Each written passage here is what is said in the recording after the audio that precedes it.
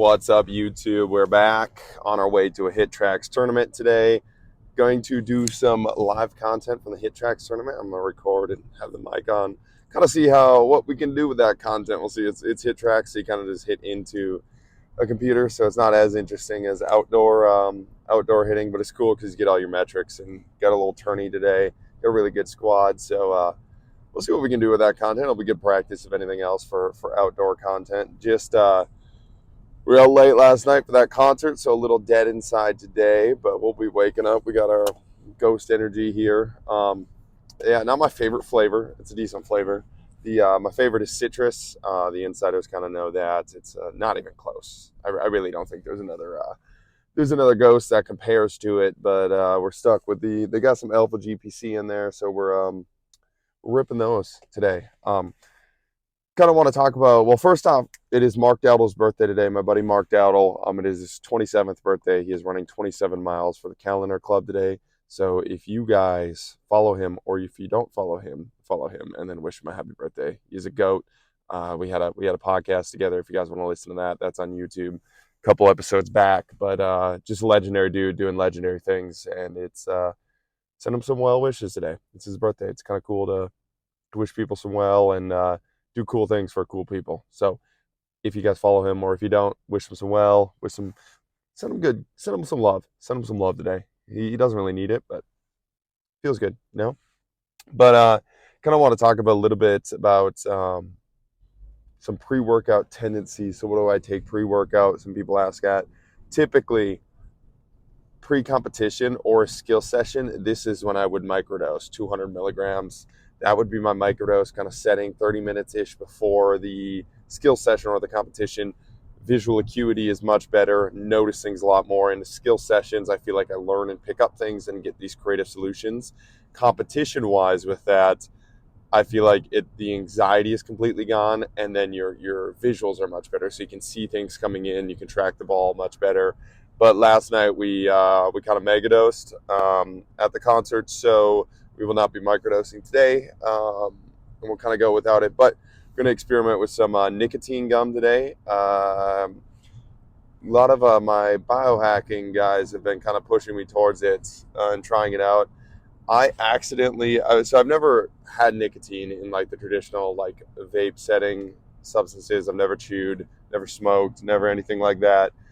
And all my biohacking buddies have been kind of pushing me towards it. I had it once on accident, and this methylene blue supplement that I had nicotine in it.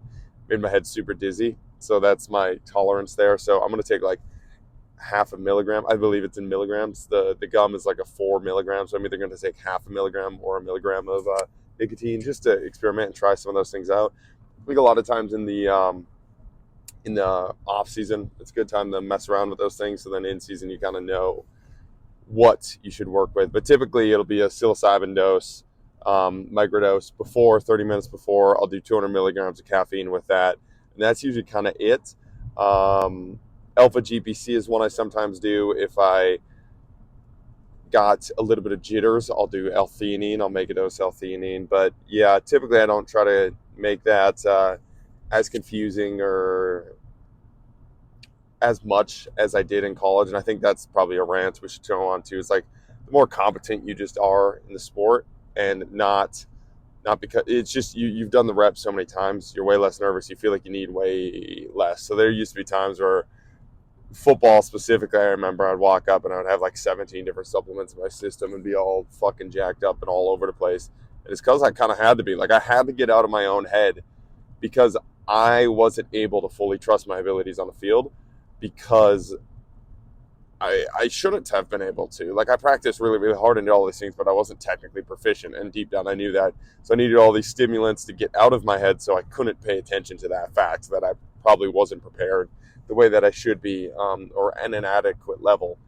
Whereas now when we've been practicing the same thing for so long, and then I've worked on the skill acquisition piece of things, showing up and just being more confident because you're more competent. Like, I don't need to get out of my head now, because it's just like, and that's been one of the really cool things about actually mastering a sport. This is why I've really enjoyed this slow pitch softball journey, because it's like a mastery process. It's like archery. It's like, as soon as something goes wrong now, it's not a freak out. Like, this is such a crazy thing. Like, the because when I was in football, what we were taught mental toughness wise was like when something bad happens, it's just your mind lying to you. You have the abilities, you're just not able to draw upon them, and you're freaking out. And you should think about all the good things about yourself, and you're just spiraling, and you can get out of that. And well, there's some true pieces there. Like the better thing is to just be really, really good at your sport. So then when you mess up, you actually know why you messed up. The only reason you're spiraling in these sports when you mess up is because you can't put a finger on what you messed up because you're not technically proficient. You don't know what you're doing. So now I mess up here. It's like, oh, I just dipped. Oh, I just brought my elbow down. Oh, I just missed that block. Whatever it is, I had I was off balance on my shot. Like as you get more proficient, you can locate the issue that was wrong, and you can realize, oh, it's not me that is wrong. I don't need to freak out. I don't need to spiral. I just need to fix that one thing. And it's not a linear process like that, but that is something that I've definitely noticed more and more as I've worked on this art of mastery of a subject. It simplifies things. The more it's kind of that paradox of the more you dive into the sports, the cleaner everything gets. And again, that's not to say there's no benefit to mental toughness stuff. There's no benefit to being able to stop yourself from spiraling and doing all those things. I just really believe it's much easier to just fix it on the skill side, to just practice more and then become more efficient at your sport than to do a lot of the unknowns, which is the mental toughness side of things. And again, I really believe, and this is something that I've switched my mind over on, it's like your body, the basic meathead thing of your body goes back to your training. Your body knows that anxiety you're feeling, whatever it is feeling that for a reason, and it's telling you the truth, and it's the only thing telling you the truth. The coaches are lying to you, the supplements are lying to you, everything's lying to you for a good reason, because they're trying to lie to you to get you into this fairy tale land so you can go perform, and that works sometimes, and it's great, and good coaches are really good at getting athletes out of their own head and basically in this alternate reality of like the athlete's probably actually not good enough, but if you lie to somebody enough, you can make them believe that they are good enough, and that works in the short term. There's amazing benefits to that. It's great for performance in those settings, but the long-term solution, I really believe, is just get really good at your sport, and then you don't have to do that. Or when you are struggling, you can just have much quicker fixes without having to go through all these mental toughness loops. So we just got to the true player's place. Pulling in right now. We'll do some BP and talk to you then. Let's do it. All right, we got Austin up, 2 outs, somebody on second and third. We're hoping he fucks up. Okay, second pitch. Oh, he smoked that bitch.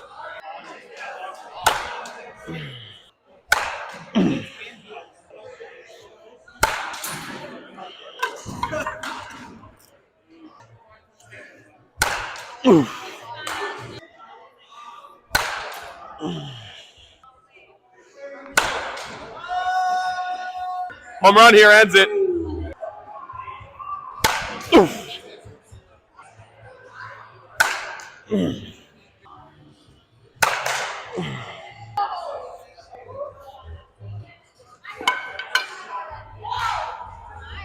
That was tough.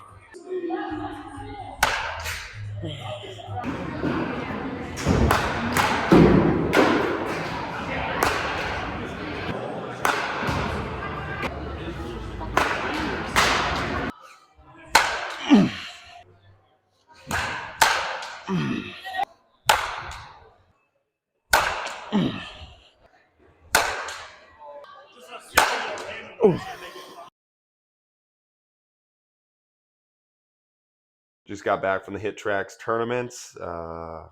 Champions, dubs. So you just saw all the highlights. For people that don't know, Hittrax is kind of like a golf simulator. It's like a 6v6.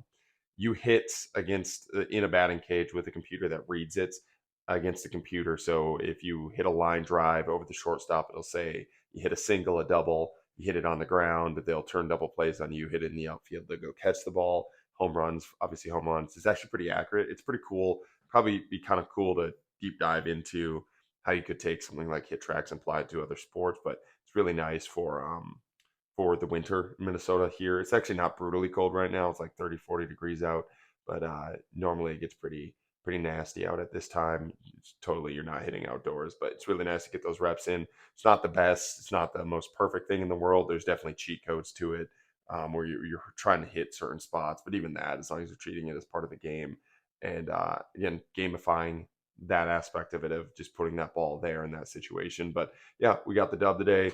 Won a bat, which was cool. It was a co-ed tournament today, so split it up that way. Got to hang out with some fun people. But one of the things I wanted to talk about that I was thinking about when I was there was environments that you are in a lot of times dictate the food that you're eating. And whether it's the comfort food, I find this a lot of times when I go back home. I go back home and my body's so used to eating back home food, like the bad food that you eat when you're back home. At least for us, our family's not necessarily a health family. And so when you go back home, you enter those environments. It's just so much easier. Like I would eat food at home that I would never even think about eating here. And softball's kind of the same way. It's like I think part of it's because you see other people eat it and you have those cravings. But even just for me, it's like not even watching other people eat it. It's just you're in that environment and your body for some reason just craves what you normally eat in those environments. And it's the softball environments like hot dogs, burgers, Chick-fil-A is a big one. Like there's just crap fast food that's kind of around you. And one of the hacks that I find is super effective there is to not say no to that craving. When you say no to the craving, you just start to crave it more. And this is, I find this so many times with clients and so many times with athletes that I'm working with, and so many times with myself, where if you say no, your body's just like, fuck you, I'm going to go crave that even more. You're not going to tell me no. You think your mind controls you, man. Your gut, your body just has a mind of its own. Um, but the hack there is to consume something before, not say no to the craving, just consume something before you consume that craving. So for me, it's like I brought a protein shake. Packing my own food is super helpful for me, even if it is just snacks. But I brought like a Greek yogurt and a protein shake. Consume that. Never said no to the craving. Had a craving for fast food there. Consumed the protein shake and yogurt, and then was gonna go get the fast food. Gonna go get the Chick-fil-A. That was the thought process. And as soon as I consumed the protein shake and the yogurt, I just never had that craving again for the rest of the time. My thought process was I had that now, and then when I'm done with softball, it'll be my little reward. And when you consume something in place of it, a lot of times those cravings will just naturally go away. And a lot of times it's just surviving the initial rush of a craving. And as simple as that is, when you're watching this video and you're not craving something, it's like, well, yeah, no duh. But when you're in the craving moment, especially for a lot of clients that I work with, they're like, they'll send me diet sheets or we'll just talk, my man, I just lost complete control. Like this happened, this happened. And the gut, there's a lot of research on the gut as well, but it's 11:53 right now. We're not going to dive deep into that. My brain won't work into that. But just the thought process of when you actually feel those cravings and you are losing control, you are losing control. Like you are no longer in control of your body. There is a different brain within you. There is a survival instinct to go crave that. And once you start consuming sugar, you start consuming some of these fast foods, there is an addiction piece to it. There is a piece of where you are no longer controlling that craving in a sense. That's not to say you can't fight it off, but you are no longer in full control, I should say. And the more you get in those environments, the more it's kind of that automated process of, I didn't even mean to eat that much food, or I didn't even mean to consume that much, or consume that type of food. And it just kind of hit me. I just totally acted on a whim with those cravings. And the more you do that, the more automated it becomes. And just a simple way that you can break that is consume something first in front of it, then you can go allow yourself to go the craving. And many times what you'll find is simply just something as stupid as eating an apple or a protein shake or an orange before you act on a craving will a lot of times get rid of that craving for you. It's just your body's signal of hunger. And when you act on the hunger and the first thing that is available to you, the salt, the sugar, those survival instincts, it can kind of take that wicked automated pathway that you're really not looking forward to. Um, and that's not to say ban all fast food or ban all bad foods. I'm never in that. Like I love Mike Dolce, but that dude gets a little aggressive in some of it. And I understand why he has to be aggressive in the other aspect of things. But I think for a lot of people, especially people with eating disorders and people that just struggle with eating, and just the average human. A lot of people really really struggle with that philosophy. You kind of have to meet people with where they're at. So I'm not saying never consume any of those things. I'm saying when you have that initial urge and you realize, and this is a big part of it too, is recognizing those cravings, recognizing those urges, um, and just picking up on, oh, I'm not actually dying of hunger right now. I'm just have a massive craving for sugar or a massive craving for that certain food. If I consume something else and having something else on hand too, being very proactive, that's something that I know when I'm dieting, I have to really do. I have to bring snacks. I have to do that because if I don't, I will act on those cravings. And I consider myself a stubborn, mentally tough person that is on the path of being able to work hard, and those cravings will still take me over. So that's where I really have a lot of leeway. I don't know if leeway or compassion for the people that are they're having those cravings, because I see it. It's like, it doesn't make you a mentally weak person. It's like that craving's actually taking over your brainwaves, and you can see it in people's eyes a lot of times. It's the same as like a caffeine urge for some people or a drug urge for other people. Food can definitely be that for people, and just being proactive, having solutions in place. I'm not saying this solution will be the end all be all. It's just something that I find helpful when I do have those cravings and I am trying to eat cleaner, and and it's not a I'm eating in a social setting and going out in that way. It's just I had that craving and I acted on that craving. Just giving yourself a pause for that craving and consuming something in place of that craving has been very helpful. So that's kind of the tip, the daily thought of the day. Hopefully that's helpful. Man, it's way too late to be making this video, but I committed to doing one of these every single day. So we're gonna keep doing that. Hopefully the ranting and the Hittrax is cool. I think the Hittrax, the mic'd up stuff is gonna be way cooler outdoors because we'll actually be able to talk shit to other teams and run the bases and do something a little bit more athletic than just hit. But it's a start. So thank you guys for listening. Thank you guys for putting up with all this. I'll see you guys tomorrow. Boom.